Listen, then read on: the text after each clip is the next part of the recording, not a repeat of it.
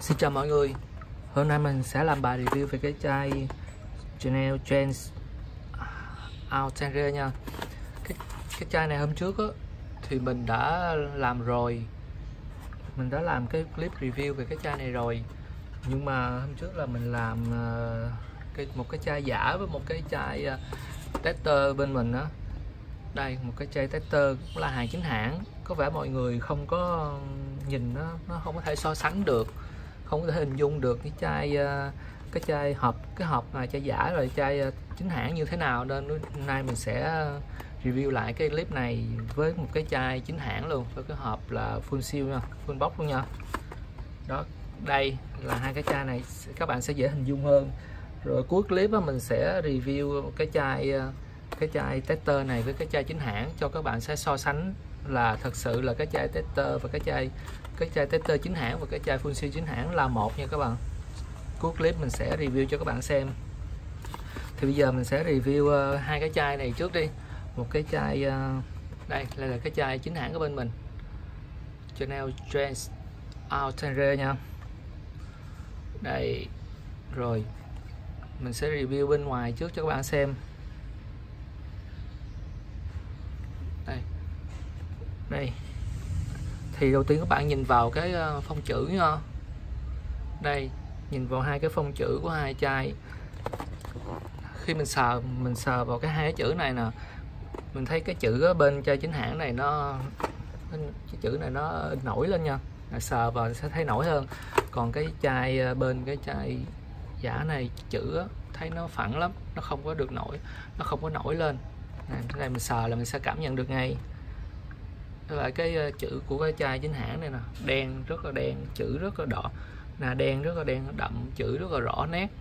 Còn đây chai này thì nó cũng được nhưng mà không có rõ nét lắm. Rồi ok, mình phim suy dưới đây chữ Outre này nó màu hồng, rồi 100ml.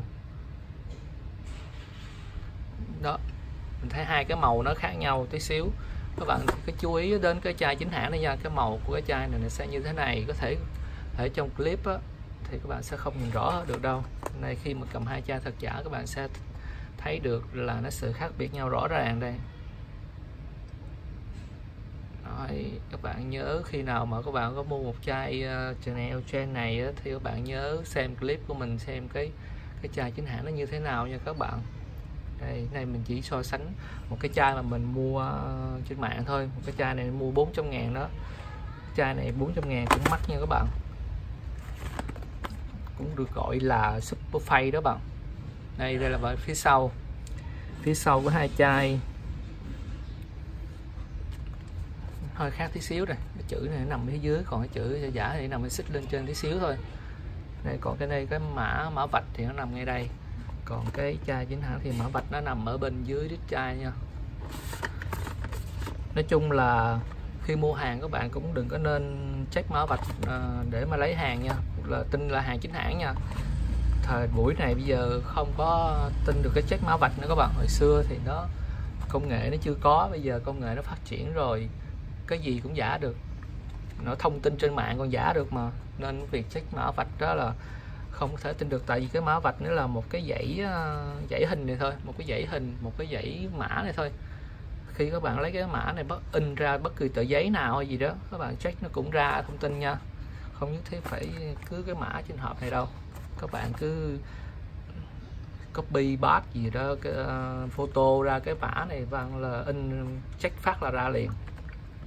Này, phía dưới thì nó hơi khác tí xíu đây, các bạn nhìn đi. Đây là đây là cái chai chính hãng của mình nè. Đây, nó có cái mã code nè, cả mã code 4 số của cái chai này. Cái mã này nó sẽ chút nữa vào bên trong á, mình sẽ chỉ các bạn, nó nằm ở bên dưới, gần dưới cái đít chai nha. Cái mã code này nó phải, cái mã code ở ngoài dưới đít chai nó phải giống như cái mã code ở ngoài hộp nha.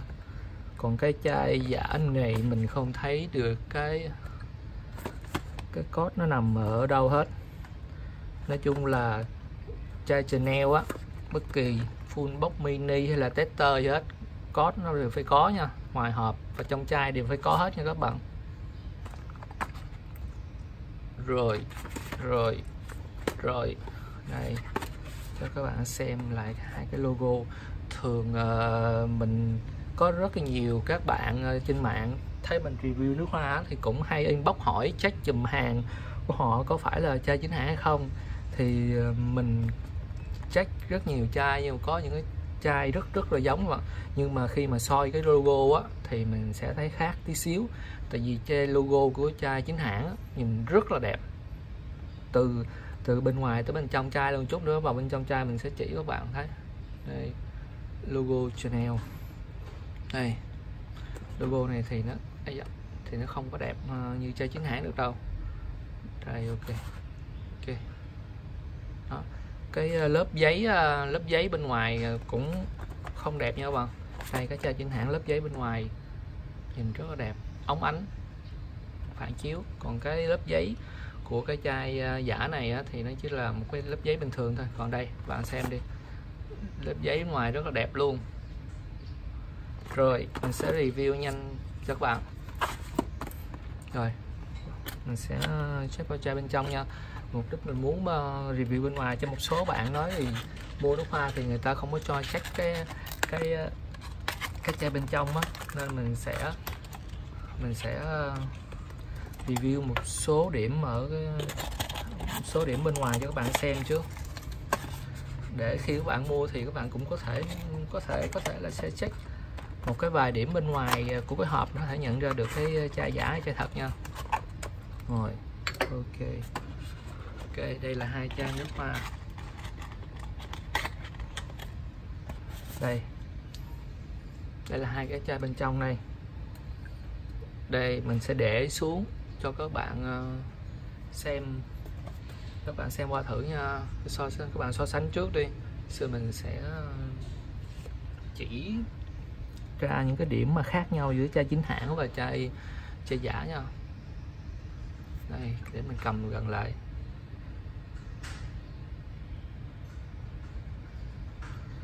Chai này đẹp không các bạn?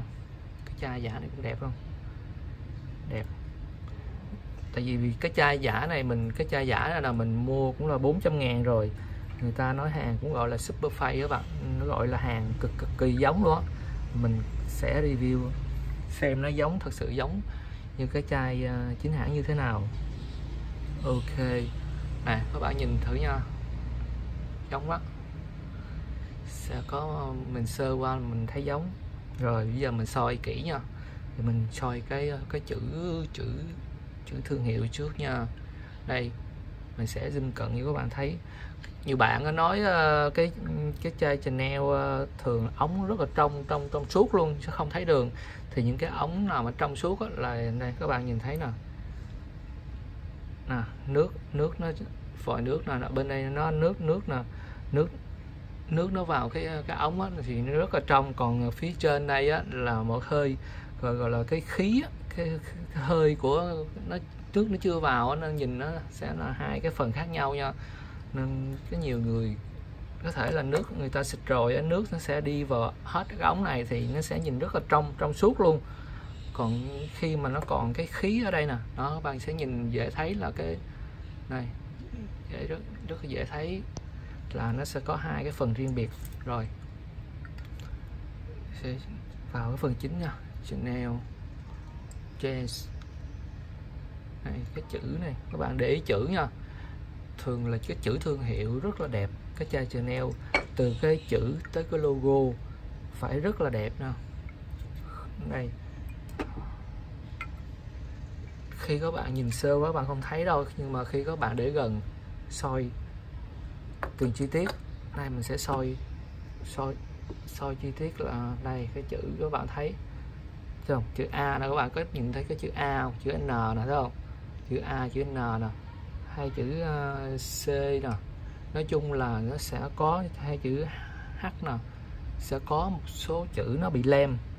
Nhìn bình thường các bạn không thấy được đâu, các bạn phải nhìn kỹ lại, nhìn sát vào, các bạn sẽ thấy là chữ nó có một vài điểm lem. Đây mình sẽ cho các bạn xem chai chính hãng đây. Đây soi sát nha, chữ rất là đẹp, không bao giờ bị lem. Đó, thấy không?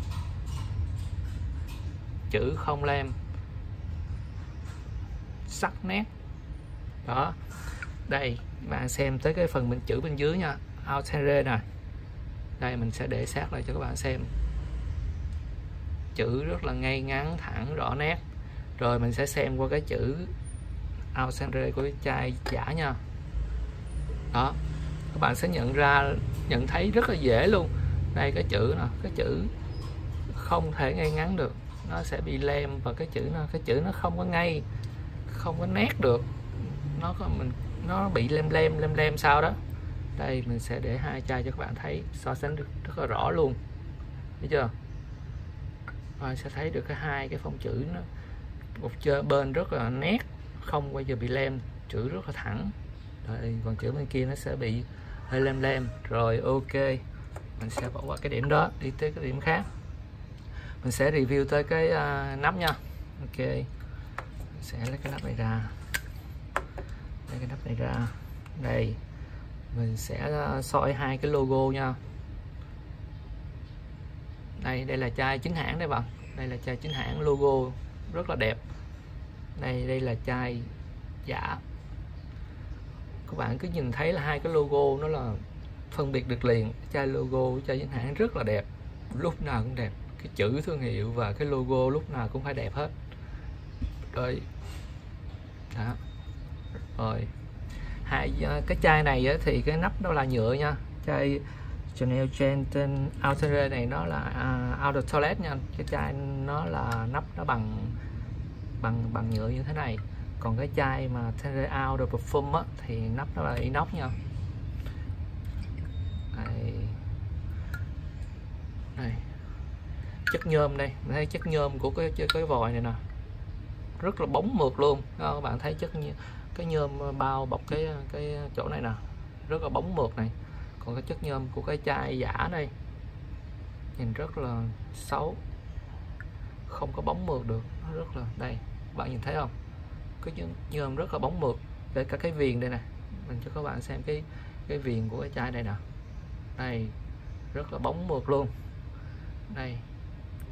Đây hỏi sang cái viền đây, chất nhôm của cái chai giả này không thể nào bằng được cái chai chính hãng được các bạn.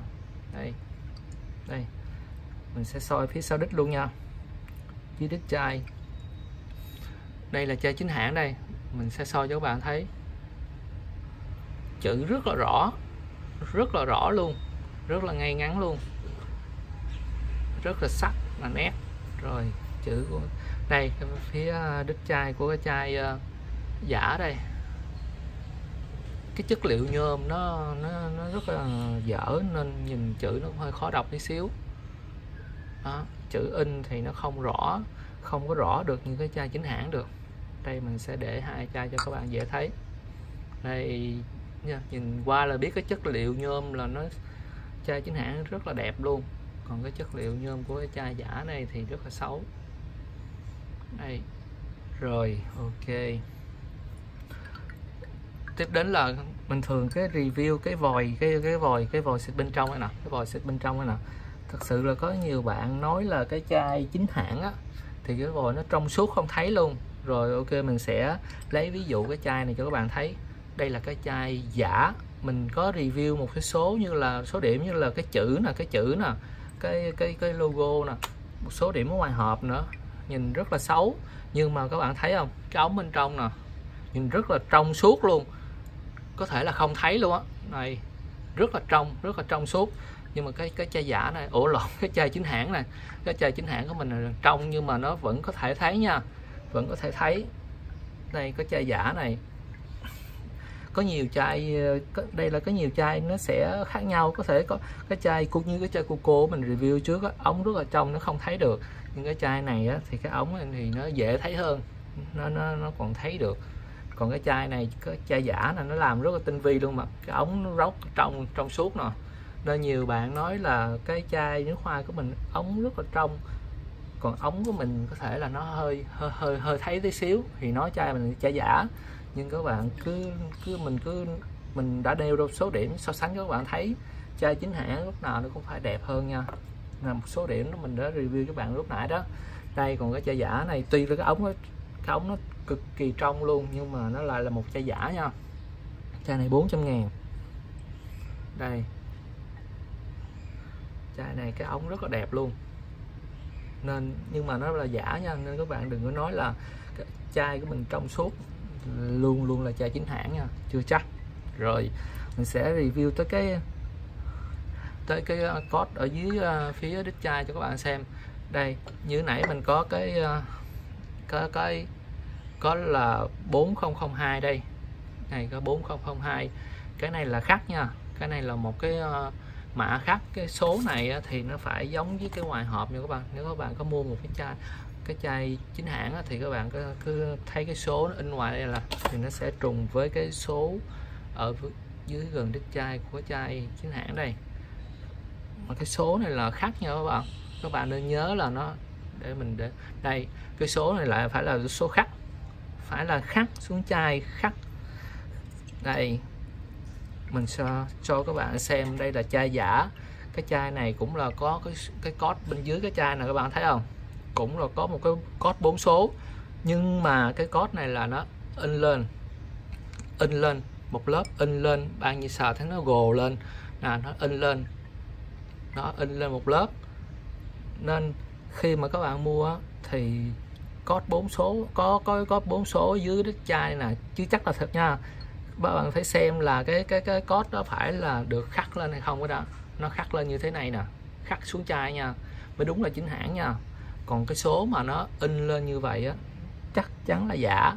Tại vì mình review xem rất là nhiều chai Chanel rồi, chai Chanel nào cũng phải là khắc mới đúng, khắc mới là đúng nha. Từ full size, tester, mini, 10ml gì đó nó phải là khắc nha, nó phải là có một số khắc này nha, đó phải là khắc mới đúng. Chai bất cứ chai Chanel này cũng có cái mã code khắc hết, các bạn phải phân biệt được. Đây là cái mã mà nó in lên thôi, nó dập in lên thôi. Rồi xong thì cái chai này mình đã review rồi nên mình cũng review nhanh lại cho các bạn một lần nữa thôi, cho các bạn hiểu rõ hơn là cái chai full seal nguyên hộp này nó sẽ khác như cái chai mà giả như thế nào. Rồi bây giờ mình sẽ review một cái chai tester với cái chai chính hãng nha. Mình sẽ bỏ cái chai giả này, bỏ cái chai giả này qua một bên. Mình sẽ review một cái chai chính hãng với cái chai tester chính hãng, một cái chai full seal chính hãng và một cái chai tester chính hãng, để cho các bạn hiểu thêm về cái chai tester là như thế nào. Thì bên mình hay bán hàng tester lắm, với là nhiều bạn không có hiểu cái chai tester là hàng gì như thế nào, nên các bạn cũng ngại mua. Thì mấy cái chai tester do review mình không có tiện nói nhiều, nên các bạn cứ tìm hiểu chai nước hoa tester trên mạng là như thế nào nha. Thì trên mạng nhiều chỗ nói lắm, nó sẽ chỉ rõ ra, có giải thích rất là rõ cho các bạn biết là chai tester là như thế nào. Rồi mình sẽ review một cái chai full box là như thế này, và một cái chai tester là như thế này. Hai chai đều là chính hãng nha. Mình sẽ review về tất cả những thứ mà mình đã review của chai bên kia. Này, về phông chữ đây, phông chữ nha, rất là đẹp. Đây là chai full box, đây là chai tester.